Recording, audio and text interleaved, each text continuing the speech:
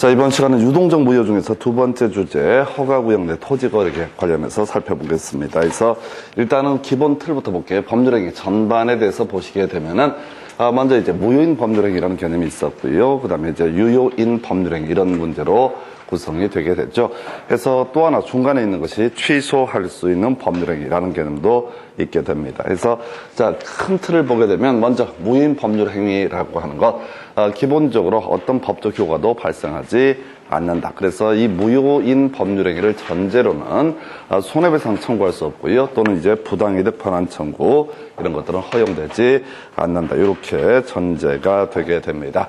자, 그리고 이제 유효인 법률행위라는 것 중에서 소위 이제 확정적 유효라고 해서 주로 계약법 파트에서 공부를 하게 되죠. 매매 계약이 체결되게 됩니다. 그러면 이제 매수인은 매매 대금을 지급을 해야 되고 매도인은 등기를 이전해 줄 의무를 지게 된다. 자, 그런데 일반 당사자가 귀책 사유 있는 채무 불이행이라고 하는 것, 예를 들어서 매도인이 등기 넘겨주기 전에 자기의 잘못으로 화재가 발생해서 건물이 소실되게 되면 그 상대방은 매도인에 대해서 바로 해제라고 하는 것을 할 수 있죠. 해제해서 이제 원상회복의 문제, 그 다음에 손해배상 청구의 문제로 연계가 되게 됩니다. 이게 이제 계약법에서 주로 공부하는 개념이고요. 또 하나 해약금연 계약 해제라는 개념이 있게 됩니다. 해약금연 계약 해제라고 하는 것 세 가지 요건 충족이 돼 있어야 되죠. 그래서 자, 매매 계약을 체결할 때 계약금 계약이라는 것이 성립했어야 되고요. 그 다음에 배제 특약 없어야 되고요. 그리고 세 번째 이슈가 되는 게 이행기 전일가, 즉 중도금 지급 전일 때 일정한 요건 하에서 해약금 해제할 수 있다 해서 이 해약금 해제라고 하는 것은 매도인의 경우는 배액 상환하게 될 것이고 매수인은 계약금을 포기하는 형식으로 하는 것이 해약금 해제. 그래서 일단 전체 그림을 보게 되면은 해약금 해제라든가 혹은 채무 불이행에 따른 계약 해제 이런 것들은 일단 유효한 법률 행위였을 때만 문제가 되게 됩니다. 자, 그리고 또 하나 취소할 수 있는 법률 행위라고 해서 오늘 진짜 한참 논의하게 될 텐데 이 취소할 수 있는 법률 행위의 경우 취소가 되게 되면 소급해서 무효가 되게 될 것이고, 자, 소급해서 무효가 되면 똑같이 무효인 법률 행위처럼 취급을 하게 될 겁니다. 해서 자, 이게 이제 일반적인 구조의 문제. 그래서 정리를 하게 되면은 무효인 법률 행위를 전제로는 손해배상이나 기본적으로 부당이득 반환 청구라는 개념이 인정되지 않는다. 해서 이 손해배상 문제하고 부당이득 반환 청구의 문제는 이렇게 가는 거야. 지금 이제 귀책 사유가 있다. 그러면 이제 손해배상의 문제가 될 테고 귀책 사유가 없을 때는 부당이득 반환 청구의 문제로 봅니다. 그래서 실제 공부를 해갈 때는 이 부당이득 반환 청구가 됐든 손해배상 청구가 됐든 같은 개념으로 보셔야겠다. 이렇게 봐야겠고요. 자, 그다음에 요게 이제 기본적으로 이제 유효한 법률행위에서 일반적으로 계약이 성립이 논의가 되게 되면 무효인 경우와 유효인 경우 등으로 대별해 볼 수 있다. 그런데 이제 특이한 거 하나 있죠. 우리가 이제 계약이 무권 대리에서 유동적 무효라는 개념이 하나가 있었고 또 하나 추가적으로 볼 것이 허가구역 내 토지 거래 계약이라고 하는 것은 두 사람의 의사의 합치만 있다고 해서 그 계약이 성립하는 것이 아니라 따로 이 시군구청장이 소위 토지거래 허가처분이라는 것을 해주게 되면은 그때 가서 더 계약이 유효하게 성립한다 해서 다시 볼게요. 자, 일반적으로 계약이라는 것은 소유자, 갑수, X부동산의 소유자, 갑과 을 사이에 이 X부동산에 대한 매도 청약과 매수 승낙이라는 의사의 합치가 있게 되면 그냥 계약은 성립하게 됩니다. 분류식 계약이었었고요. 낙성 계약으로 보통 해석을 하게 됩니다. 자, 그런데 허가구역 내에서의 토지 거래라고 하는 것은 자, 갑과 을 사이에 이 X 부동산에 대한 매매계약 의사의 합치 있어야 되고요. 추가적으로 시군구청장이 이 정도면 실소유 목적이다라고 판단을 해서 허가 처분까지 있어야죠. 더 이때 계약은 유효한 것이 되게 됩니다. 그래서 허가구역 안에서의 토지 거래라고 하는 것은 소위 시군구청장한테 허가를 받기 전까지는 아직은 어떻다 유효가 아니다. 그래서 경우의 수가요. 허가 처분을 받게 되면 확정적 유효가 될 것이고 허가 처분을 받게 받기 전에는 바로 유동적 무효 이런 상태로 해석을 해. 그래서 나중에 불허가 처분이 있게 되면 그때는 확정적 무효가 되는 것을 허가 구역 내 토지 거래라고 부르게 되죠. 그래서 자 이제 관련해서 지금 전체 부당이득 반환 청구 무효였을 때 가능하고요. 유일한 전제가 쌓였을 때 바로 채무 불이행에 따른 계약 해제 등이 이슈가 되게 됩니다. 자, 일단 두 가지가 주요 이슈가 될 텐데, 자, 허가구역 내 토지 거래라고 하는 거, 일단은 유동적 무효라고 이렇게 얘기를 합니다. 즉, 허가 처분을 받기 전까지는 어떻다? 효력이 발생하지 않는다. 그래서 유동적 무효라고 하는 것은 의미가 뭐냐면은, 자, 확정적 무효가 아니다라고 하는 것이 유동적 무효의 의미가 되게 될 것이고 확정적 유효가 아니다라고 하는 것이 바로 유동적 무효. 그래서 두 가지만 체크를 하시는 거예요. 여기는 이제 26회 때 한번 구성이 됐었고요. 30회 때는 저거 한번 나왔었죠. 자, 우리가 강행 규정에 위반한 범죄에 대한 무효 이런 얘기를 하면서 일반적으로 중간생략 등기는 자 유효로 해석을 하게 되는데 뭐가 문제가 됐냐면 이 바로 허가구역 내에서의 중간생략 등기는 무효 이런 것을 가지고 앞에서 강행 규정으로 해석을 했던 사례가 있었고요. 그래서 되게 복잡하게 되어 있는데 일단 중심축 딱 두 개만 기억을 하고 들어가셔야 돼요. 이건 중간 얘기는 그다음 문제고 자 일단은 허가구역 안에서 허가를 받기 전에 토지거래 계약이라고 하는 것은 유동적 무효. 그래서 얘는 아직은 확정적 무효가 아니다. 확정적 무효였을 때 부당이득 반환 청구라고 하는 거 할 수 있고요. 부당이득 반환 청구는 이런 식이죠. 자, 갑소유의 X 부동산에 대해서 을과 매매 계약을 체결하고 예를 들어 을이 계약금을 교부를 한 상태이다라고 이렇게 전제를 하게 됩니다. 그래서 이게 만약에 무효가 되게 되면 확정적 무효가 되게 되면은 다 어떤 일로 돌려야 되니까 원상 회복의 문제가 발생할 테고 계약금은 어떻다 다시 반환을 해야 된다. 이게 이제 확정적 무효에서 쟁점이에요. 그런데 지금 허가구역 안에서의 토지거래 계약이라는 것은 아직은 확정적 무효는 아니기 때문에 매수인의 입장에서는 계약금 반환 청구, 소위 부당이득 반환 청구의 이용으로서 계약금 반환을 주장을 할 수가 없다라고 합니다. 이건 나중에 뭐가 불허가 처분이 있어서 확정적 무효가 됐을 때만 뭘 할 수 있다? 이때 가서 부당이득 반환 청구로서 계약금의 반환을 청구할 수 있다. 요거 하나 이제 외우셔야 되고요. 그 다음에 중간 얘기 다 필요 없고, 자, 유효가 됐을 때 일정한 채무가 발생하게 될 테고, 그 채무를 이행하지 않았을 때 상대방은 채무 불이행을 원인으로 해서 뭘 할 수 있다? 계약 해제라고 하는 것을 할 수가 있게 됩니다. 자, 근데 아직 허가구역 안에서 허가를 받기 전의 계약은 확정적 유효가 될 수가 없기 때문에 채무가 발생하지 않게 될 것이고 채무가 발생하지 않기 때문에 채무 불이행을 원인으로 하는 계약 해제라는 것은 어떻다? 허용되지 않는다라고 해서 자 가볼까요? 허가를 받기 전에 허가구역 내 토지거래 계약은 아직은 유효가 아니기 때문에 상대방에서는 야 등기 넘겨줘 이런 식의 이행 청구라고 할 것을 할 수가 없을 테고요.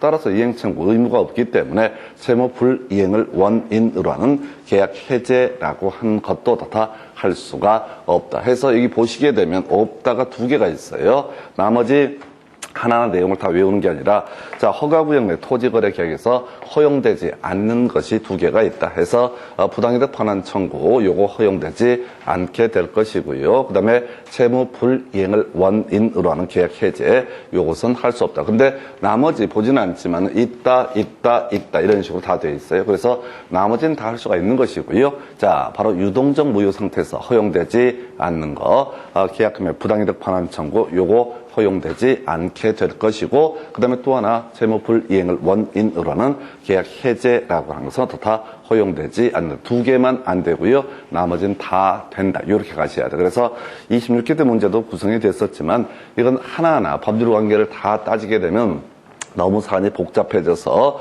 외울 수가 없어요. 그래서 일단 기본 두 가지 정확하게 기억을 하시고 그 다음에 30회 때 나왔던 쟁점과 관련해서 자 원래 중간 생략 등기, 모두 생략 등기 이런 것들은 등기부의 내용과 실체 관리 관계가 불일치함에도 불구하고 이래서 거래 질서의 안정을 위해서 특별하게 유효한 것으로 해석을 했었습니다. 자 그래서 자 근데 허가구역 내 중간 생략 등기는 뭐가 된다? 무효가 되게 된다. 허가구역 내 중간생략 등기는 강행 규정에 위반했기 때문에 또는 효력 규정에 위반되기 때문에 이것은 뭐가 된다? 무효가 되게 된다. 세 가지 해서 이렇게 보셔야 되겠고, 나머지 간단하게 볼까요?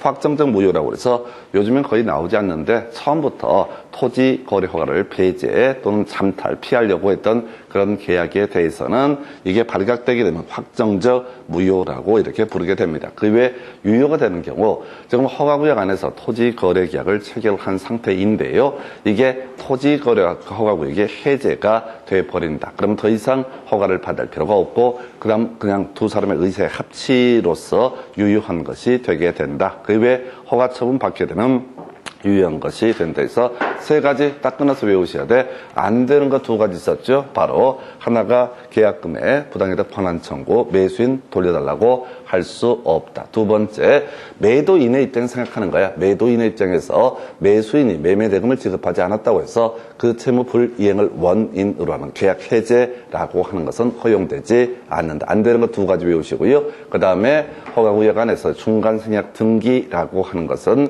특별히 어떻다? 무효라고 하는 거, 확정적 무효로 해석을 하게 됩니다. 그래서 요 정도예요. 그래서 자, 교재 39페이지 가서 검토를 하게 되면은, 자, 허가구역 내 토지 거래 매매 계약은 관할 관청에 불허가 처분이 있으면 확정적 무효이다라고 해서 39페이지 오른 표현 해서 불허가 처분이 있으면 두 사람의 의사의 합치가 있음에도 불구하고 허가나 불허가 확정되기 전까지는 유동적 무효 상태에 있다가 이제는 확정적 무효가 되게 된다. 2번 질문, 토지 거래 허가구역 내 토지 거래 계약이 확정적으로 무효가 됐을 때 그때 자, 그 무효가 된 경우 그 계약이 무효로 되는데 책임 있는 사유가 있는 자도 무효를 주장할 수 있다 해서 이건 별로 중요한 건 아니고요. 얘가 뭐냐면은 불허가 처분을 받으면 어떻다? 무효가 되게 된다. 이런 식으로 돼 있었죠. 그래서 지금 이제 두 사람 토지 매매 계약을 체결한 사람이 특히 이제 매수인 주로 문제가 될 텐데 두 사람은 이제 토지 거래 허가를 받으러 가야 됩니다. 그래서 거짓말 하든 어찌됐든 간에 이 계약이 유효하도록 노력할 의무가 있어요. 그런데 만약에 매수인이 자, 땅값이 지금 땅을 매매 계약을 토지 거래 허가 구역 내에서 매매 계약을 만약에 1억에 사기로 약정을 하고 허가를 받으러 갔어. 근데 그 사이에 땅값이 빠지는 게 보이네. 그러면 이 채무에서 벗어나려고 고백을 하는 거야. 시군구청장 앞에서 그냥 눈을 부릅뜨고 내가 투기하려고 이 땅 산다. 이렇게 큰 소리를 치게 된다. 그럼 어떻다?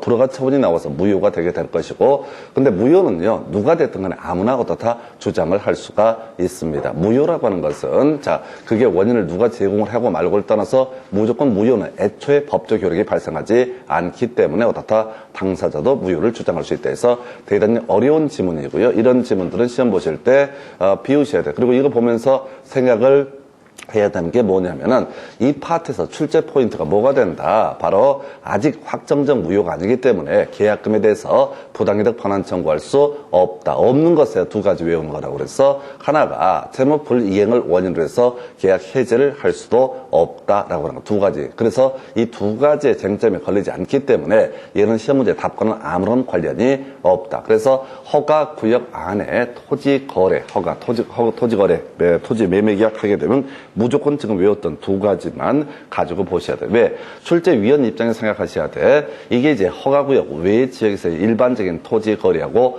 허가구역 내에서의 토지 거래를 비교를 해야 된다고. 그러면 같은 부분은 굳이 따져 물을 실익이 있다 없다? 없다. 그럼 달라지는 부분이 뭐냐라고 해서 채무 불이행을 원인으로 계약 해제를 할 수 없다라든가 또는 일반적으로 만약 무효라면 계약금에 대해서 돌려달라고 부당이득 반환 청구할 수 있어야 되는데 허가구역 안에서는 어떻다? 이게 허용되지 않기 때문에 이 두 가지가 출제 쟁점이 될 수밖에 없습니다. 자, 그러다 치고 이제 39페이지 관련 기출 문제 가지고 확인을 해보겠습니다. 얘가 지금 30회 때, 26회 때 두 번 출제가 됐었고, 자, 일단은 갑은 허가구역 내에 있는 그 소유 X 토지에 관해서 을과 매매 계약을 체결했다. 아직은 뭐가 된다? 유동적 무효 상태가 되게 됩니다. 갑이 매도인, 을이 매수인인데 이 두 사람 사이의 계약은 아직은 허가 처분을 받기 전임은 어떻다? 유동적 무효 상태에 있다. 그래서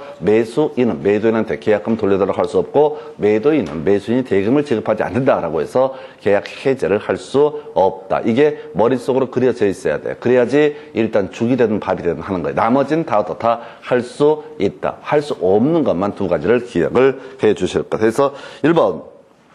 이게 토지거래 허가를 받지 않았으나 아직 확정적 무효가 아닌 경우 이런 표현 나와 있죠. 이 조항의 취지는 아직은 토지거래 허가를 받으러 가지 아니한 상태다라는 의미입니다. 그래서 1번 질문 위 계약은 유동적 무효 상태에 있다. 옳은 표현. 자, 요 관련해서 두 가지 기억해야 되죠. 지난 시간에 공부했던 유동적 무효라고 하는 게 두 가지가 있습니다. 지금 보시고 있는 허가구역 안에서 허가를 받기 전에 토지 매매 계약 이거 유동적 무효이고요. 그리고 또 하나 이슈가 됐던 게 계약의 무권 대리에서 본인이 추인 또는 추인 거절의 의사표시를 하기 전까지 그게 뭐가 된다? 유동적 무효가 된다. 그래서 우리 민법에서 유동적 무효는 두 개밖에 없습니다. 허가구역 안에서의 토지 거래 계약 요거 하고요. 그 다음에 계약의 무권 대리에서 본인이 추인 또는 추인 거절의 의사표시를 하기 전까지 그때 이 두 가지가 뭐가 된다? 유동적 무효. 이걸 갖고 우리 계약법에서 그런 문제가 나온 적이 있었어요. 바로 임대인의 동의를 받지 않는 전차인 동의 없는 전대차 계약이라고 하는 게 뭐냐라고 했을 때 유동적 무효이래. 틀렸어. 유동적 무효라는 표현 앞에는 둘 중에 하나라고요. 계약의 무권 대리인에 의한 계약 그리고 본인이 추인 또는 추인 거절의 의사표시를 하기 전까지는 뭐가 된다? 유동적 무효 이렇게 가야 되고 또 하나가 지금 허가구역 안에서 허가를 받기 전에 이 계약 두 가지가 뭐가 된다? 유동적 무효. 그래서 시험 지문의 뒤를 봐야 돼. 유동적 무효라는 표현 나오면 둘 중에 하나만 어떻다? 유동적 무효. 같은 맥락에서 오늘 뒤에 공부하겠지만 취소할 수 있다. 이런 식의 병례가 나오게 되면은 취소할 수 있는 법률행위는 제한 능력자의 법률행위, 사고에 따른 의사표시, 사기 강박에 따른 의사표시 이것만 어떻다 취소할 수 있다. 그래서 우리가 이제 다른 과목도 그러하지만은 지금 이제 공부가 조금씩 뒤에 가면 갈수록 시험 지문에 뒤에 있는 것들 계속 보셔야 돼. 유동적 무효라고 하는 거 두 가지, 취소할 수 있는 법률행위 세 가지 딱 끊어서 보셔야 됩니다. 그냥 내용을 일 없이 읽어보고 있으면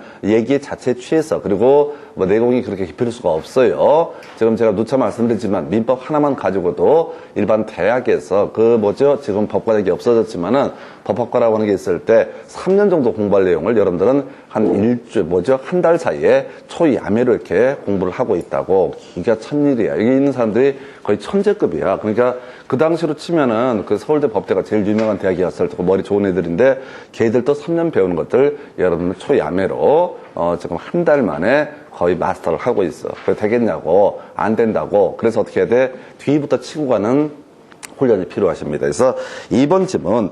자, 매수인인가요? 자, 매수인 을이 계약 내용에 따른 채무를 이행하지 않더라도 갑은 해제할 수 없다. 맞죠? 우리가 외웠던 거 안 되잖아. 몇 개 안 되잖아. 갑은 채무 불이행을 이유로 계약 해제할 수 없다라고 하는 이거 중요한 질문이 되는 거예요. 3번 질문. 갑은 을의 매매대금 이행 제공이 없음을 이유로 협력 의무 이행 거절을 할 수가 없다. 해서 무조건 협력할 의무가 있다. 다시 봅시다. 없는 것 두 가지 채무 불이행에 따른 계약 해제하고 그리고 또 하나 아까 계약금에 대해서 부당이득 반환 청구 요 두 개 안 되고 나머지는 다 해야 된다. 그러니까 협력 의무도 협력할 의무도 있다. 이런 식의 얘기를 문장을 이렇게 표현을 하고 있습니다. 그 다음에 4번 질문은요.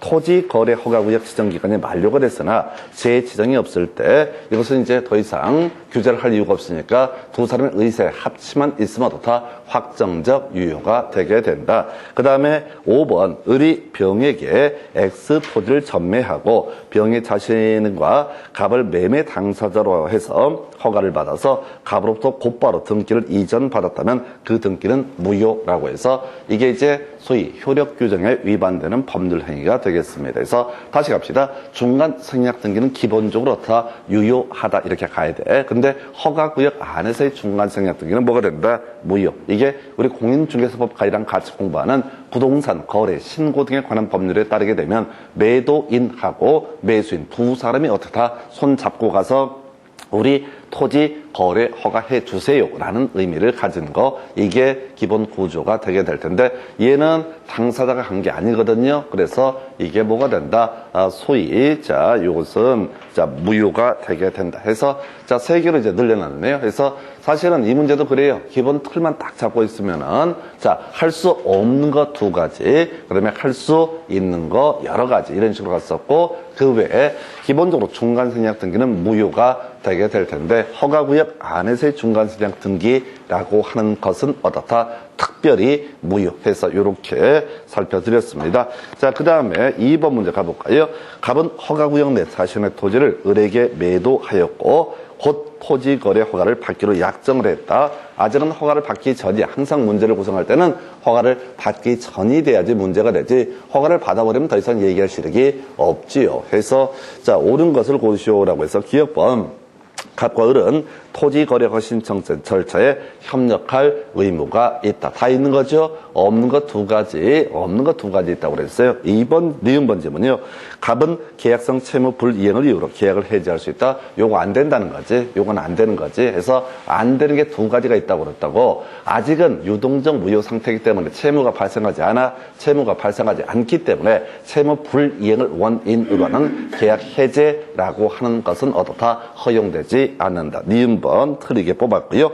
디귿번 계약이 현재 유동적 무효 상태라는 이유로 자 앞에 필요 없고 매수인 을은 계약금을 부당이득으로 반환 청구를 할 수 있다. 요거 틀렸죠? 해서 니은 디귿이 논의의 포인트가 될 테고, 자 리을번 자 을은 토지거래 허가가 있을 것을 조건으로 해서 소유권 이전 등기 갑을 상대로 소유권 이전 등기의 절차 이행을 청구할 수 없다라고 해서 자 요것도 자 오른편 되나요? 해서 지금 여기서 포인트는 사실은 이거죠. 니은하고 디귿 2가지 해서 이 문제가 오히려 제일 깔끔해요. 근데 이 문제가 이미 나왔으니까 30회 때는 여기다 살을 붙여서 허가구역 안에서의 중간생략 등기 무효라는 얘기를 하나 더 끌고 들어오게 됩니다. 그래서 다시 갑시다. 자, 그러니까 어떤 법률 행위라는 것이 무효가 되게 되면은 자 이제 서로 원상 회복을 해야 되거든요. 그래서 원상 회복해야 되니까 확정적 무효가 되면은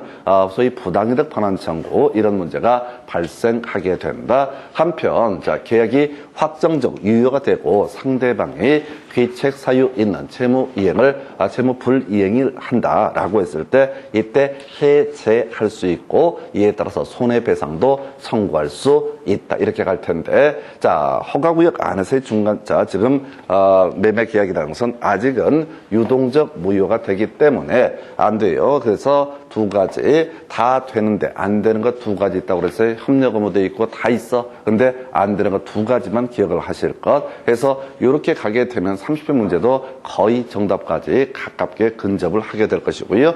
그 외에 약간 응용 들어갔던 거 바로 중간생략 등기 일반적으로 유효한데 허가구역 안에서의 중간생략 등기는 무효, 이렇게 해석을 하게 됩니다. 그래서 자, 요 정도까지 무효 얘기 다 설명을 드렸고요. 자, 이제 지금 우리 법률행위라고 하는 것을 취소할 수 있는 법률행위는 아직 공부를 안 하셨는데 지금 계약이 무권대리, 다시 요거 하나 체크하고 가볼까요? 사실은 이제 계약이 무권대리는 100% 한 문제가 나오고요. 지난 시간에 공부를 했는데 해도 이게 짜증나. 그리고 실제 문제 난이도가 쉽지가 않은 것이 계약의 무권대리에서 지금 유동적 무효 얘기는 26회, 30회 이런 식으로 4, 5년에 한 문제꼴로 출제가 되는 그런 이슈. 이에 비해서 계약의 무권대리 얘기는 지난 시간에 이미 공부했지만 더럽게 중요하죠. 그래서 다시 해봅시다. 오늘 이제 대리 얘기도 공부를 해야 되는데 자 여기서 계약의 무권대리 이런 식이죠. 자 본인 갑이라고 하는 사람이 있습니다. 을이라는 사람이 대리인이라고 참칭을 하게 되는데 이 사람은 뭐가 된다? 대리권을 수여받은 적이 없는 무권 대리인이 되게 된다. 자 그리고 이 사람이 병과 계약을 체결하게 된다. 뭐라고 표시해 매도인 난다? 갑의 대리인 을이라고 표시를 하고 그 다음에 매수인 난에다가 병이라고 표시했다. 그럼 이제 만약에 대리권 수요가 있었다면 이 대리인은 유효한 것이 되기 때문에 자 갑과 병 사이에 매매 계약이 체결된 것과 똑같은 효력이 발생하게 될 텐데 이 을이라는 사람은 갑으로부터 대리권을 수여받은 적이 없는 상태가 되겠습니다. 그래서 아버지 부동산을 자기가 대리권이 있다고 개뻥을 치면서 누구한테 병한테 팔아버리고 계약금을 받아먹은 케이스. 그래서 이제 이 상태에서 갑은 이 사안에 대해서 책임을 질 것이냐라고 했을 때, 자, 유동적 무효 상태에 있다. 그래서 갑이 여기에 대해서 추인을 하게 되면은 이제는 갑은 소유권 이전 등기를 해줄 의무를 지게 될 것이고, 갑이 추인 거절의 의사 표시를 하게 되면 기본적으로 갑은 아무런 책임을 지지 않고, 자, 을이 일정한 범주 안에서 책임을 지는 경우가 발생할 수 있다. 그래서 사안 이렇게 가서 본인을 중심으로 일단 보십시다. 자, 우리가 의사표시라고 하는 것은 상대방이 도달했을 때 효력이 발생한다. 그래서 우리가 간단하게 봤던 것 중에 하나가 동철상추 취해해라고 해서 상대방 있는 단독행위라는 개념을 논의를 했었고요. 이 상대방 있는 단독행위라고 하는 거, 상대방에게 의사표시가 도달했을 때 어떻다, 그 효력이 발생되게 된다라고 이렇게 논의가 됐었습니다. 그래서 자, 본인이라는 사람은 추인할 수 있고요. 추인할 수 있는 추인이라고 하는 것은 상대방 있는 단독행위의 일종. 그래서 본인은 자, 무권 대리인 또는 상대방 또 상대방의 승계인 등에 대해서 추인할 수 있다. 근데 이 추인의 효력이 발생하려면 결과적으로 상대방한테 도달해야지 어떻다, 효력이 발생한다. 그 얘기는 즉슨 무권 대리인한테 추인을 한다라고 할지라도 무권 대리인이 상대방한테 연락을 해서 의사표시가 도달되게 되면 추인으로서 효력이 발생한다. 추인의 거절도 마찬가지였었죠. 자, 무권 대리인 그 상대방의 승계인 등에 대해서 추인 거절의 의사표시를 할 수 있다. 추인 거절해버리면 확정적 무효의 문제로 해석을 하게 되는 것이고요. 자, 그래서 여기서 주요 이슈가 됐던 건 사실 이거였어. 자, 바로 추인을 함에서 본인이 조건을 붙여서 추인할 수 있을 것인가. 이런 추인은 무효라고 이렇게 봤었고요. 만약에 추인을 하게 되면 소급해서 이게 계약 체결 시로 소급해서 유연 법률 행위가 되게 된다. 이런 식으로 논의가 됐었고요. 한편 자, 상대방의 입장에서 보게 되면은 일단 자, 최고라고 하는 거 할 수 있었죠. 그래서 아직 추인이나 추인 거절의 의사표시를 하기 전에 이 무권 대리인의 상대방은 본인에 대해서 바로 이걸 받을 거냐 말 거냐라는 확답을 최고할 수 있고, 답하지 않게 되면 이때 어떻다, 거절한 것으로 본다. 이 비슷한 맥락이 어디서 한번 나오냐면 계약법 파트에서 제3자를 위한 계약에서 매수인, 낙약자가 제3자에게 뭘 할 수 있다? 수익의 의사표시, 수익에 이 돈을 받을 건지 말 건지 물어볼 수 있고, 제3자가 말을 하지 않게 되면 그때 거절한 것으로 본다. 이게 이제 민법 전반에서 두 군데서 유사한 패턴이 나오게 됩니다. 자, 그 다음에 이제 특이했던 거, 선의의 상대방만 뭘 할 수 있다? 철회할 수 있다. 거의 철회는 안 돼요. 계약법 파트 가면 그런 거 나오잖아요. 해제 의사표시는 이미 상대방에 도달하면 효력이 발생하므로 철회할 수 없다. 어디서도 철회는 안 돼. 기본적으로 철회는 안 되는데 드물게 우리 시험용으로 문제가 되는 게 선의의 상대방만 어떻다, 추인 또는 추인 거절의 의사표시가 있기 전에 이걸 철회할 수 있다라고 하는 거, 이런 게 있었고요. 그 다음에 이제 만약에 본인이 추인 거절 등을 하게 되면 무권 대리는 일정한 책임을 지게 된다. 이게 기본 구조가 되게 될 텐데, 이때 자, 무권 대리인한테 책임을 물을 수 없는 두 가지 사유. 하나, 상대방이, 무권 대리인의 상대방이 이 무권 대리인이라는 사실을 알았거나 알 수가 있었을 때, 이때는 책임을 상대방이 보호받을 가치가 없기 때문에 이때는 무권 대리인은 면책되게 된다. 또 하나, 무권 대리인이 제한 능력자였을 때도 어떻다, 이때는 면책되게 된다. 이런 것들이 소위 이제 계약의 무권 대리가 유동적 무효의 한 이슈가 되게 됩니다. 그래서 이제 나머지 내용을 정리해서 소위 무효인 법률 행위의 추인, 전환이라는 개념을 보게 될 텐데요. 자, 무효인 법률 행위의 전환부터 교재는 41페이지에 나와 있고, 요거 별로 안 나옵니다. 그래서 무효인 법률 행위 전환 얘기는 이슈가 안 되고 추인만 하나의 출제 포인트가 되게 됩니다. 그래서 자, 무효인 법률 행위 전환 얘기를 하려면 민법 104조 불공정한 법률 행위라는 개념이 이슈가 되게 되죠. 그래서 불공정한 법률 행위라고 하는 것이 하나의 쟁점이 되게 된다. 그래서 자, 우리 민법 104조 다시 한번 자, 스크린 하고 나서 전환 얘기 설명을 드리도록 하겠습니다. 자, 불공정한 법률행위 다시 기본 구조 외우셔야 돼. 해서 자, 먼저 공박 플러스 현전 불균형, 그 다음에 또 하나 이슈가 됐던 게 무경험 플러스 현전 불균형, 그리고 경솔 플러스 현전 불균형, 이런 일이 있게 되면 이것은 아예 민법 104조 불공정한 법률의 이요 조항에 위반돼서 절대적 무효였었고요. 선의 제3자도 보호를 받을 수가 없다. 근데 이제 얘는 뭐 판례도 안 나오고요. 이때 용어의 정의 나오죠. 공박이라고 하는 거, 심리적 원인에 의한 공박도 그 공박의 범죄에 포함한다. 한편 대리 행위에 있어서 공박 여부는 본인을 기준으로 판단을 하게 된다. 이렇게 보셨고요. 그 다음에 무경험의 정의, 일반적인 거래 경험의 부족을 가리켜서 무경험이라고 부르게 된다. 이게 이제 포인트가 됐었고, 한편 대리 행위에 있어서 이 무경험 여부라고 하는 것은 대리인을 기준으로 판단을 하게 된다. 그 외 최근에 이제 나왔던 것이 현전 불균형이라고 하는 거. 현전 불균형이라고 하는 것은 자, 어느 정도가 현전 불균형이냐, 요 정도를 따져묻는 문제는 사실 안 나오고요. 자, 쟁점을 보죠. 자, 보니까 법률행위 당시를 기준으로 판단을 하게 될 것이고, 그리고 그 계약 당사자의 주관적 가치가 아니라 객관적 가치를 기준으로 어떻다 판단을 하게 된다. 해서 이게 이제 소위 불공정한 법률 행위라는 개념이 되게 될 것이고, 이외에 이 불공정한 법률 행위는 거래 과정에서 폭리를 취하는 사람을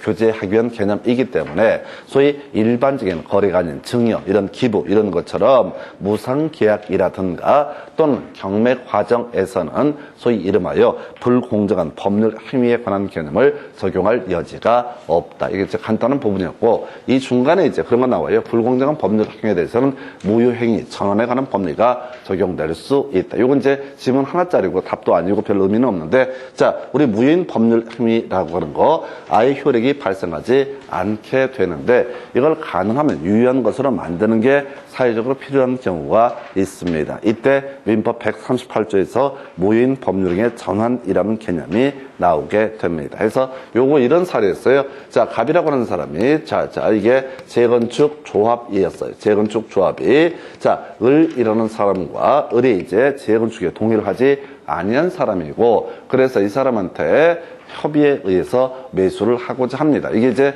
사실 매도 청구를 통해서 매수를 해도 되는데, 자, 가십시다. 재건축을 하는데 우리가 집합건물법이라고 하는 것을 보게 되면 그런 게 있어요.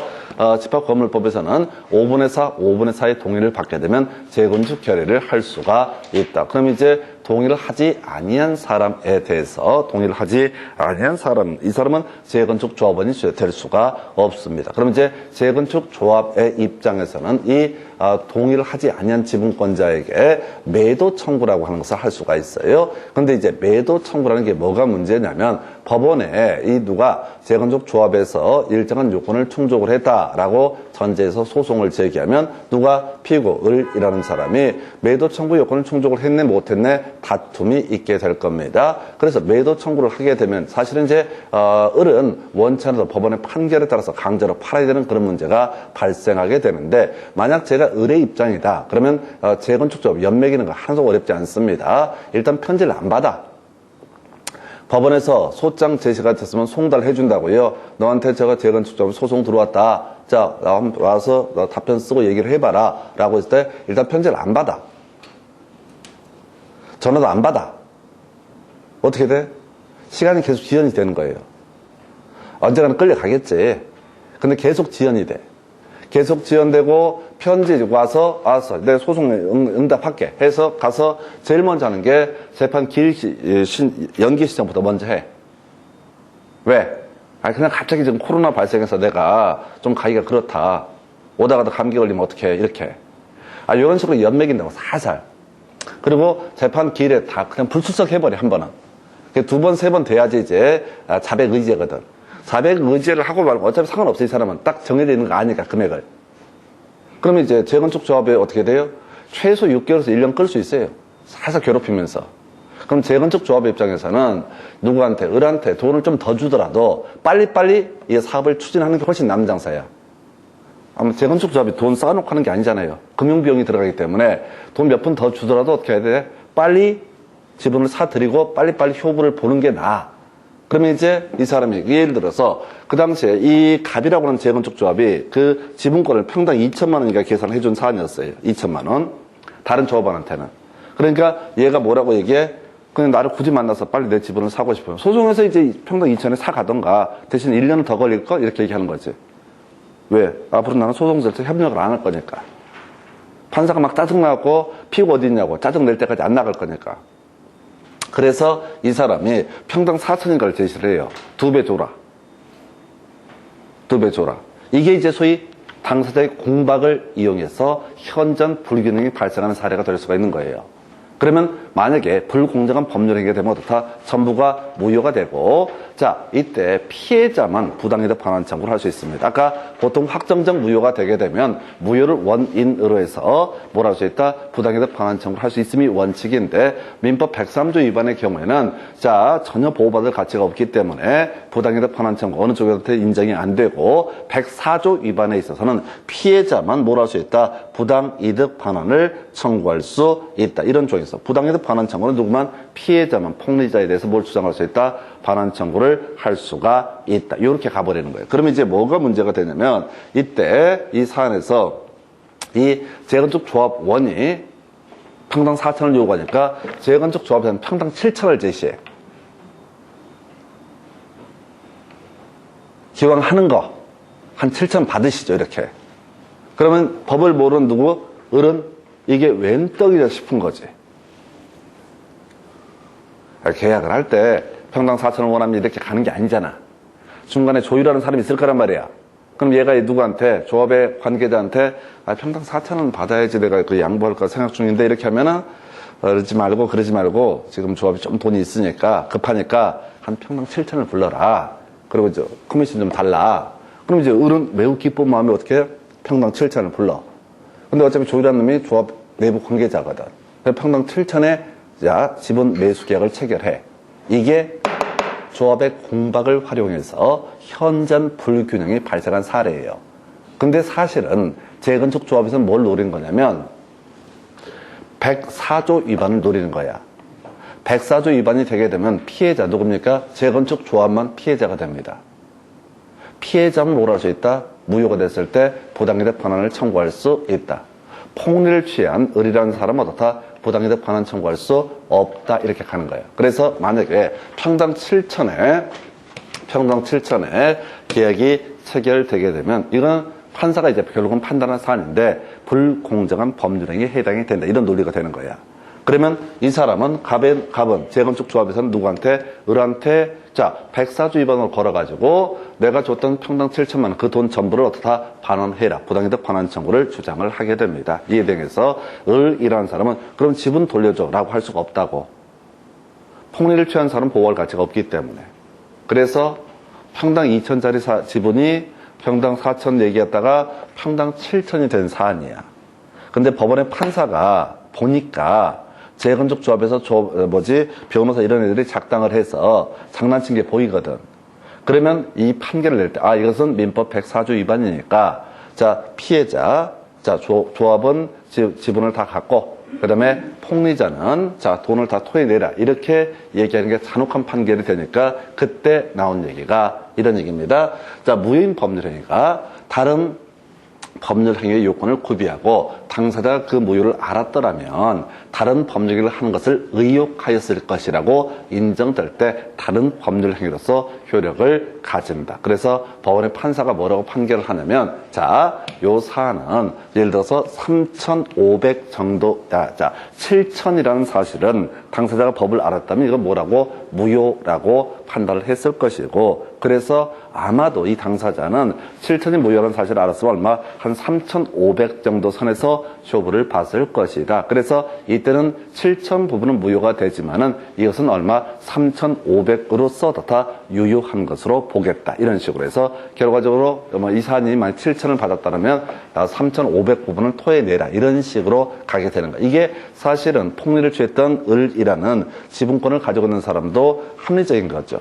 안 그러면 이게 법을 알고 있는 변호사나 이런 그룹들에서 상대방한테 연맥이는 거예요. 연맥이는 거야. 이렇게 해서 법을 어떻게 보면 악용을 하는 사례를 막기 위해서 민법 138조라고 하는 것이 있게 됩니다. 그러니까 민법 138조라고 하는 무효인 법률행위 전환이라는 이 조항 자체가 사실은 과거에 그런 사례가 많았다는 거지. 이게 우리나라에서뿐만 아니라 이게 그 대륙법을 카피한 거다 보니까 독일에서도 이런 놈들이 있다는 거야. 104조라는 이런 조항을 만들어 놓고 나서 오히려 약자인 척 위장을 해서 상대방을 연맥이는 사례가 있기 때문에 이런 조항이 있다. 해서 이런 데 설명은 지금 길어졌는데 딱 하나예요. 불공정한 법률행위에서 무효가 됐을 때 무효행위 전환에 관한 법리가 적용이 될 수 있다. 지문 하나짜리고요. 답을 뽑는 지문은 아닙니다. 이건 별로 중요치 않고요. 이 파트에서 출제 이슈가 되는 게 무효인 법률행위의 추인이라고 하는 거. 요것만 이제 출제 쟁점이 돼요. 해서 지금 이제 우리가 공부를 하다 보면 다 소급표입니다. 다 소급표, 다 소급표야. 그런데 소급표가 아닌 게 몇 개가 있어요. 그 중에 하나가 무효인 법률 행위의 추인이라고 하는 것이 소급표가 인정되지 않는, 즉 장려해외에 해당이 됩니다. 이게 방금 아까 제가 말씀드릴 때 그거 있었죠. 계약의 무권대리라고 하는 거, 만약에 본인이 추인을 하게 되면 소급해서 다 유효가 된다. 요 얘기하고 자꾸 헷갈려, 이게. 그래서 자, 장래효는 많지가 않아요. 그래서 일단은 요거부터 볼까요? 장래효가 인정되는 사안, 바로 무효인 법률 행위의 추인. 자, 무권대리 행위의 추인은 뭐가 된다고 그랬어요? 계약의 무권대리 행위의 추인은 소급표라고 봤었고, 무효인 법률 행위의 추인은 어떻다? 장래돼서 효력이 발생한다. 즉, 추인한 시점부터 새로운 법률 행위를 한 것으로 본다. 이렇게 이제 해석을 하게 될 테고, 두 번째, 기한부 법률 행위에서 기한의 도래라고 하는 거. 자, 뒤에서 조건 기한 공부를 하게 될 텐데, 기한은 그거죠. 자, 6월 1일이 되게 되면 돈 100만 원을 주겠다, 너한테. 이런 것을 뭐라고 한다? 기한이라고 부르게 됩니다. 그래서 조건과 기한, 뒤에서 따로 공부할 주제인데, 조건에 있어서는 장래 실현 가능성이 불확실한 것을 조건이라고 부르게 될 테고, 기한이라고 하는 것은 장래 실현 가능성이 확실한 것을 뭐라고 한다? 기한이라고 부르게 됩니다. 그래서 자, 바로 기한부 법률 행위라고 하는 거, 기한의 도래가 있으면 어떻다? 장래돼서 그 효력이 발생하게 된다. 세 번째요, 해지. 해지는 주로 임대차 이런 데서 많이 공부했었죠. 그래서 계약법 파트에서 공부하다 보면, 자, 일시적 계약에 있어서 일방 당사자의 귀책 사유 있는 채무 불이행이 있으면 어떻다? 해제라는 것을 할 수가 있다. 이에 비해서 계속적 계약이라고 해서 임대차 등에서 만약에 장래돼서 그 효력을 소멸시키고자 한다. 그러면 해지라고 부르게 된다. 해제는 소급표, 해지는 장래요. 이런 얘기가 있었고요.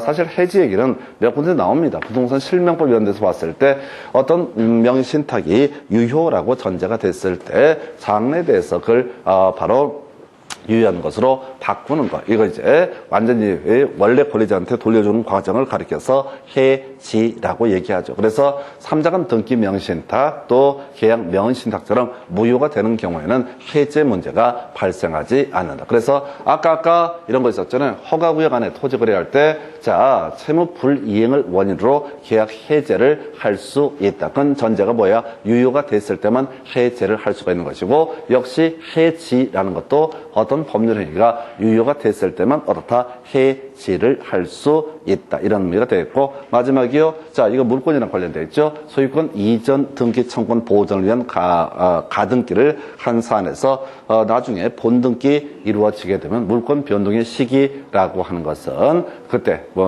본등기를 했을 때부터 그 효력이 발생한다. 이것만 하나 설명드릴까요? 자, 가등기. 우리 등기법이랑도 계속 연계가 되게 될 텐데, 이런 게 있었죠. 자, 가서 살펴봐야 될 게, 자, 갑소유의 X부동산을 을과 매매 계약을 체결을 하게 됩니다. 자, 을이 소유권을 취득하는 시기는 을 명의로 소유권 이전 등기가 이루어져야지 어떻다? 을은 소유권을 취득할 수 있다. 자, 갑시다. 그래서 이 X부동산에서 갑에서 을로의 소유권 이전 등기가 이루어지면 그때 바로 을은 소유권을 취득할 수 있다. 근데 매매 계약을 체결한 이 사안에서 자, 갑이 일정한 사유가 있어서 바로 소유권 이전 등기를 넘겨줄 수 수 없다라고 전제를 해보겠습니다. 자, 그러면은, 자, 어른한테 기다리래. 그럼 기다린다고 해서 만약에 갑이 제3자에게 물건을 팔아버리게 되면, 이중 매매가 이루어지게 되면, 어른 소유권 취득하지 못하는 문제가 발생한다. 그래서, 을이라는 사람은 여기다 뭘 할 수 있다고요? 자, 소유권 이전 등기 청권 보존을 위한 가등기라고 하는 것을 할 수가 있다. 그래서 가등기를 했다고 해서 실체법상 효력이 발생하는 것은 아니다. 다만 등기부상 순위 보존의 효력이 발생하게 된다. 그래서 이때 갑이라고 하는 사람이 중간에 누구한테 병한테 이 부동산을 팔아먹을 수가 있을 것이냐? 팔아먹을 수 있다. 여전히 소유자는 누구니까 갑이기 때문에. 그래서 등기를 만약에 병한테 넘겨준 병은 어떻다? 소유권을 취득을 하게 된다. 이렇게 갈 텐데 이런 사태를 막기 위해서 을이 미리 뭘 했다고? 가등기를 했다. 가등기를 하게 되면 뭐예요? 본등기 했을 때 이 본등기의 순위라는 것은 어떻다? 가등기 순위를 활용을 하게 된다. 그래서 실질적으로 갑이 병한테 먼저 이전 등기를 했음에도 불구하고 을한테 먼저 이전 등기가 넘어오는 효력이 발생한다. 그래서 이 중간에 있는 등기는 무효가 됩니다. 왜? 먼저 갑이 순위상 갑이 을한테 소유권 이전 등기를 해준 꼴이야. 그러면 갑은 병한테 등기를 넘겨줄 수 있다 없다? 없다. 이미 넘어간 꼴이니까 물론 순서는 뒤지만은 어쨌든 순위가 보전이 되기 때문에 그래서 병 명의로의 소유권 이전 등기는 무효가 되기 때문에 등기관은 직권으로 이걸 어떻다? 말소를 해야 된다. 다만 여기서 두 가지 이슈가 나오죠. 가등기에 기한 본등기가 이루어지게 되면 물권 변동, 소유권 자체를 을이 취득한 시기는 본등기를 했을 때 소유권을 취득을 하게 된다. 장래돼서 효력이 발생한다. 이런 얘기고요. 대신 순위만 어떻다? 가등기 순위 번호를 활용을 하게 된다. 그래서 이 사안은 결과적으로 가등기가 본등기가 이루어지면 을명의로 본등기, 소유권 이전 등기가 이루어졌을 때 물권 변동 효력이 발생하게 될 것이다. 이 얘기예요. 그래서 지금 자 장래요 네 가지. 자 무효인 법률 행위에서 추인이라고 하는 거 장래효 이렇게 봤었고요. 기한부 법률 행위에서 기한의 도래. 그 다음에 세 번째 해지. 그리고 네 번째가 가등기 후에 본등기를 했을 때 실제 물권 변동 시기라고 하는 것은 언제 본등기 했을 때 물권 변동 효력이 발생되게 된다. 그래서 이 네 가지만 뭐라고요? 장래효입니다. 나머지는 다 뭐라고요? 소급효라고 되어 있어요. 그래서 이 장래효를 어떤 식으로 표현을 하게 되냐면 자 추인할 수 있는 무효인 법률 행위에 대해서 무효임을 알고 추인했을 때 포인트 뭐라고요? 이때 추인했을 때 추인을 한 경우 그때 바로 다 새로운 법률 행위를 한 것으로 본다. 이걸 장래효라고 얘기를 한다고요. 그래서 이 표현 가지고 장난을 많이 칩니다. 해서 다시 봅시다. 추인을 하게 되면 뭐라고요? 그때부터 새로운 법률 행위를 한 것으로 본다. 추인하게 되면 어떻다고요? 그때부터 새로운 법률 행위를 한 것으로 본다. 이걸 의미상 그때부터 장래돼서 다 효력이 발생한다라는 의미가 되게 됩니다. 그래서 제가 뭔 얘기하고 있어요? 자, 장래효라고 하는 거. 다시 지금 나중에 취소권 행사하면 소급해서 무효가 되고요. 뒤에서 계약법에서 해제권 행사하면 소급해서 무효가 되게 됩니다. 다 소급해야. 그런데 드물게 예를 들어서 아까 계약의 무권 대리에서 자 바로 무권 대리인의 행위에 대해서 본인이 추인을 하게 되면 계약 체결 수위로 소급해서 어떻다? 그 계약이 유효한 것이 되게 된다. 이런 식으로 갈 텐데 문제는 지금 뭐라고요? 장래효가 네 가지밖에 없다. 이 네 가지만 어떻다? 장래효. 그리고 이걸 표현할 때 그때부터 새로운 법률 행위를 한 것으로 본다. 그때부터 어떻다? 새로운 법률 행위를 한 것으로 본다. 이렇게 가게 됩니다. 그래서 이걸 우리가 장래효라고 이렇게 얘기를 하게 되죠. 그래서 자 이제 그 나머지 항목들을 간단히 볼까요? 자 지금 우리가 앞에서 공부했던 법률 행위 전반을 다 묶어서 보는 얘기인데요. 자 우리가 무효인 법률 행위 이런 거 있었죠. 강행 규정에 위반한 법률 행위 또는 효력 규정에 위반한 법률 행위. 자 무효 제3자 선의 제3자도 보호받을 수 없다. 민법 103조 위반하게 되면 어떻다? 이것도 무효 선의 제3자 보호받을 수 없다. 그 다음에 불공정한 법률 행위 이것도 무효 소위 절대적 무효에 대응해서 선의 제3자 보호받을 수 없다. 이런 거 있었고요. 한편 상대적 무효라고 해서 자 이런 거 있었죠. 첫 번째 이슈 통정 허위 표시, 또 비진의 의사 표시 중에서 상대방이 알았거나 알 수 있었던 비진의 의사 표시, 이런 것도 뭐가 된다? 바로 상대적 무효. 그 다음에 취소할 수 있는 법률 행위가 취소가 되게 되면 소급해서 무효가 되는데, 원칙적으로 이것도 뭐가 된다? 선의 제3자가 보호받을 수 있다. 그래서 이러한 경우, 자, 이런 것들이 다 무효인데, 자기계약 쌍방들은 나중에 보겠고, 자, 이게 기본적으로 무효가 되는데, 무효임을 알고서 어떻다? 추인할 수 있다. 그럼 그때부터 어떻다? 새로운 법률 행위를 한 것으로 본다. 예를 한번 들어볼까요? 주로 시험 문제 구성되는 건 통정 허위 표시가 출제가 돼요. 왜? 길잖아. 나머지는 너무 길어서 사안을 구성하기가 지랄이야 해서 주로 나오는 게 통정허위 표시. 통정허위 표시가 뭡니까? 갑이라고 하는 사람이 X 부동산을 을한테, 자, 지금 이제 짜고서 을 명의로 소유권 이전 등기를 넘겨줬다. 그러면 이제 을은 소유권을 취득할 수 있다, 없다? 없다. 통정 허위 표시는 뭐가 되니까? 무효가 되기 때문에. 자, 다시 갑시다. 자, 이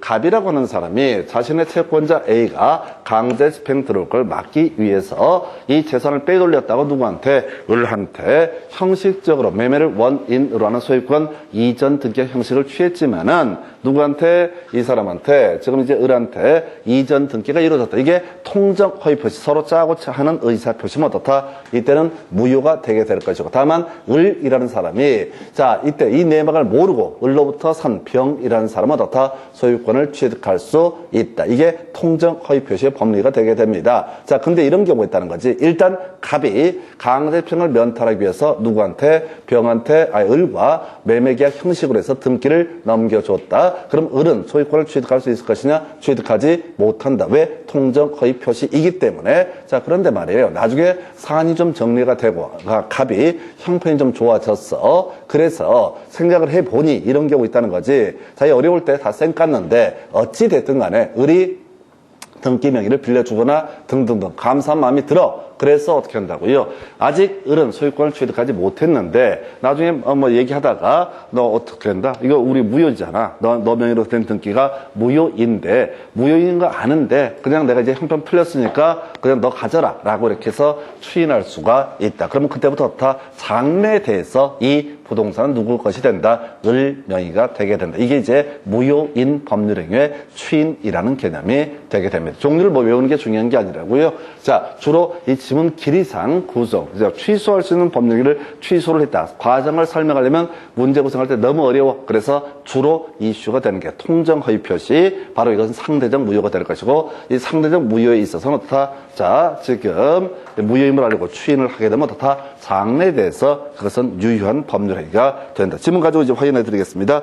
교재 41페이지. 불공정한 법률행위로서 무효이하인 경우 무효행위 전환의 법리가 적용될 수 있다. 해서 지문 이렇게밖에 안 나온다고 민법 104조 전환은 거의 포인트가 되지 않아요. 두 번째 지문도 마찬가지죠. 폭리행위로 무효가 된 법률행위는 다른 법률행위로 전환될 수 있다 라고 나와 있죠. 이게 민법 104조 얘기. 근데 거의 의미 없고 얘는 지금 지문 3개 나오네. 8년 동안 의미 없어요. 자, 그 다음에 사회질서 위반으로 무효인 법률행위는 추인의 대상이 되지 않는다. 해서 소위 절대적 무효, 선의 제3자도 보호받을 수 없는 절대적 무효라고 하는 것은 추인의 대상이 될 수 없다. 두 번째 이슈, 확정적 무효인 법률행위도 추인하게 되면 유효인 법률행위가 된다. 이건 대단히 어려워. 확정적 무효라고 하는 게 뭐냐면은 저런 게 있죠. 바로 절대적 무효도 뭐가 되고 확정적 무효가 되는 것이고, 상대적 무효도 어떻다? 확정적 무효가 되게 된다. 그래서 이 말은 성립 자체가 안 돼. 그러면 이게 확정적 무효인 법률행위 추인하면 추인해도 무효이다. 얘도 이것도 틀린 거야. 뭔 소리냐면 확정적 무효라는 것은 절대적 무효인 경우도 있고 상대적 무효인 경우도 있다. 그래서 확정적 무효 중에서 소위 상대적 무효에 해당하는 것만 어떻다? 바로 추인하면 유효한 법률행위가 된다. 그래서 이 지문은 설명 자체도 되게 어렵죠. 확정적 무효라고 한정하면 안 돼. 확정적 무효 중에서 상대적 무효인 법률행위 추인하면 어떻다? 장래돼서 자 유효한 것이 된다. 이런 식이고요. 그 다음 페이지 가서 지문 먼저 보고 나서 설명드리겠습니다. 자, 지문, 자, 42페이지 보시게 되면, 와우, 하나, 둘, 셋, 세 개인가? 거의, 답을 도배하는 파트 중에 하나입니다. 8년 동안 세 문제 답을 뽑았다고요. 자, 장래의 의미를 가지고 설명을 드리고 있네요. 그래서 1번 보니까요, 무효 행위의 추이는 무효의 원인이 소멸한 후에 해야지 효력이 있다라고 해서 일단 오른편인데 중요 쟁점 아니고요. 2번 지문이요. 자, 무효인 법률 행위를 추인하게 되면 특별한 사정이 없는 한 처음부터 새로운 법률 행위를 한 것으로 본다. 틀렸죠? 그때부터 추인한 때부터 새로운 법률 행위를 한 것으로 본다. 해서 1번, 2번 틀렸고요. 3번, 무효인 가등기를 유효한 등기로 전용하기로 약정하면 그 가등기는 소급해서 유효한 등기가 된다. 이거 되게 어려운 얘기인데, 다시요, 무효인 것을, 자, 유용 또는 전용하기로 했다. 그러면 이때 무효를 유효로 만드는 건 어떻게 한다고요? 이게 추인이라는 의미로 해석할 수 있는데, 이때는 언제부터? 바로 그때부터 새로운 법률 행위를 한 것으로 본다. 이거 좀 이따 따로 설명을 드릴 거예요. 자, 4번 지문도 마찬가지인가요? 자, 4번. 매도인이 통정한 매매를 추인한 경우, 자, 다른 약정이 없으면 계약을 체결한 때부터 유효가 된다 해서 다시 외워야겠다. 유효가 된다라고 하는 건 뭐라고요? 추인한 때부터, 소급 해석 아니야. 추인한 때부터 유효가 되게 된다 해서 요걸 틀리게 해서 최근에 답을 뽑아냈었고요. 5번, 무효인 법률행위를 사후에 적법하게 추인한 때 다른 자 정함이 없으면 새로운 법률행위를 한 것으로 보아야 한다. 그래서 이건 이제 명시를 안 하고 있는데 새로운 법률행위를 하여야 한 것으로 본다는 얘기는 그때부터 추인한 때부터 유효한 것이 되게 된다라는 의미가 되겠습니다. 6번 질문, 무권리자 갑이 권리를 자기의 이름으로 처분을 한 경우 갑이 그 처분을 추인하게 되면 처분 행위 효력이 갑에게 미친다. 오른편. 이게 이제 추인의 효력이라는 의미가 될 텐데 설명드릴까요? 요거 마지막 질문은 별건 아닌데 이런 식이야. 갑 소유의 X 부동산에 대해서 을이라는 사람이 직거신양 누구한테? 병한테 매매계약을 체결하고 등기까지 서류를 조작해서 넘겨버렸다. 그러면 이제 이건 무효가 되게 됩니다. 무효예요. 아무 처분 권한이 없는 자가 처분한 케이스니까 무효가 되게 될 텐데 결과적으로 누가 이 갑이라는 사람이 이걸 추인하게 되면 그때부터는 유효한 것이 되게 된다. 유효한 것이 된다는 얘기인 즉슨 뭐라고요? 바로 갑이 책임을 지게 된다. 갑이 그때부터 권리를 잃게 된다. 이런 식의 취지가 되겠어요. 그래서 자, 여기서 제일 어려운 게 가등기 얘기가 있을 수가 있는데 자, 요거는 일단은 나중에 물권법을 다시 한번 체크를 하는 게 낫겠고요. 자, 다시 갑시다. 유효한 것이 된다. 자, 다시 봅시다. 추인을 하게 되면은 무효였던 것이 어떻다? 유효가 되게 된다. 어떤 법률에게 무효라고요? 이 무효를 유효로 바꾸는 것을 뭐라 부른다? 이걸 우리가 추인이라고 부르게 된다. 모든 무효가 되는 건 아니지만 상대적 무효라고 해서 통정허위 표시가 대표적인 케이스가 되게 된다. 근데 이때 추인의 효력이라는 것은 어떻다? 그때부터 새로 미래에 대해서 장래에 대해서 그 효력이 발생하게 된다 해서 다시 갑시다. 자, 지금 추인 관련해서는 지금 보시다시피 무효인 법률 행위에 대해서 무효임을 알고 추인을 하게 되면 그 추인을 한 때부터 새로운 법률 행위를 한 것으로 본다. 그래서 그때부터 장래효라는 개념이 미리 암기가 돼 있어야 돼요. 이 문제도 그래요. 이게 문장을 보고서 바로 이해가 되고 아 그렇구나 이런 거 없어. 철저하게 이건 지금 8년 동안 세 문제 답을 뽑았던 주제이기 때문에 다시 외워야 될 게 2번 지문에 보니까 무효인 법률행위를 추인하면 특별한 사정이 없는 한 처음부터 당연히 틀렸죠. 소급효가 아니라 그러니까 추인하면 뭐가 된다? 무조건 장래효.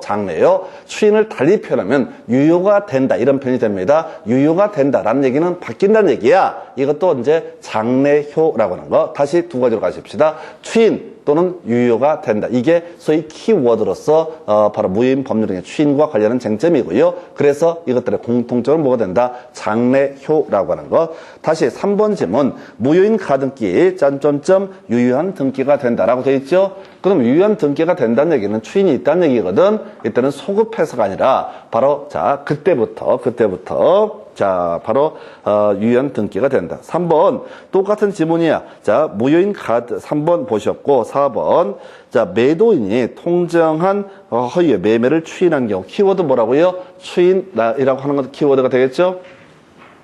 추인이 되겠죠? 예, 추인이 키워드가 될 테고 추인이 되겠으면 계약을 체결한 때부터 유효로 한다 해서 지금 이제 맥락을 쭉 보시게 되면 자, 이 문제 무효인 법률행위의 추인은 무조건 틀리게 구성하네.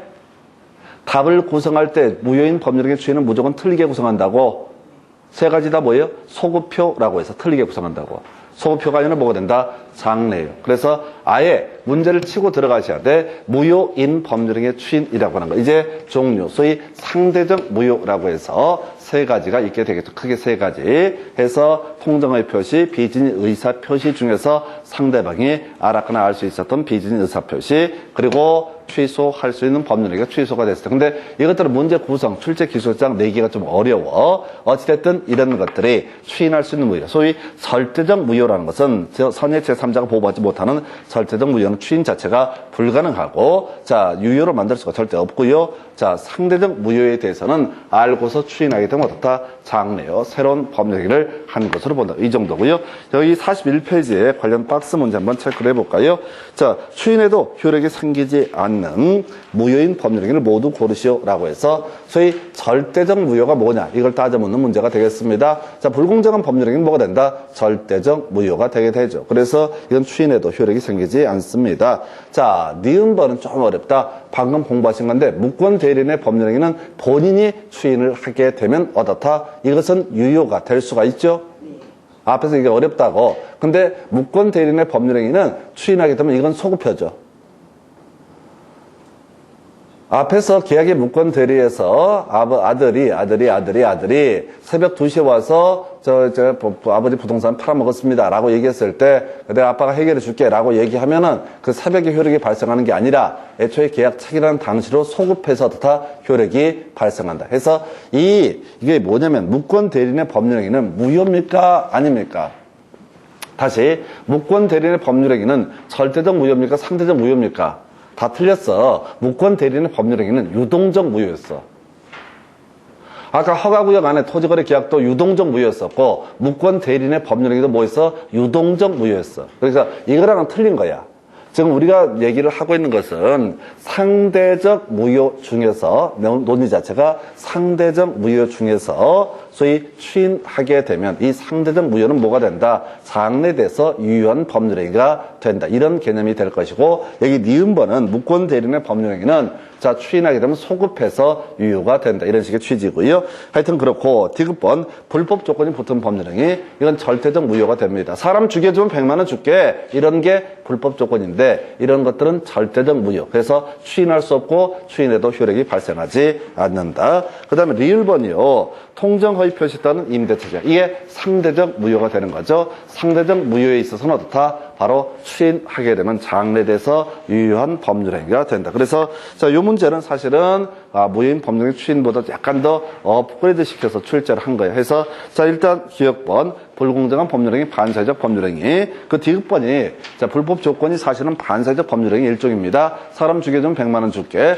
이것들은 추인해도 효력이 발생하지 않게 될 것이고 그 다음에 니은번 무권 대리인의 법률행위는 유동적 무효인데 본인이 추인을 하게 되면 어떻다? 소급해서 유효가 되게 된다. 이렇게 봐야겠고요. 통정 허위 표시에 따른 임대차 이게 상대적 무효. 추인하게 되면 어떻다? 장래돼서 효력이 발생한다. 해서 하여튼 요거 조금 오래전 문제 패턴이고요. 자 지금 뒤에 나온 거의 대부분의 문제 자 추인이라는 키워드 자 유효가 된다 또는 다시 추인이라든가 유효가 된다 이런 식의 명제가 다 뭐라고요? 바로 무효인 법률행위 추인과 관련되고 공통적인 이슈는 장래돼서 다 그 효력이 발생하게 된다. 이렇게 갑니다. 그래서 여기까지 보시고 잠시 끊었다가 취소할 수 있는 법률행위 보겠습니다.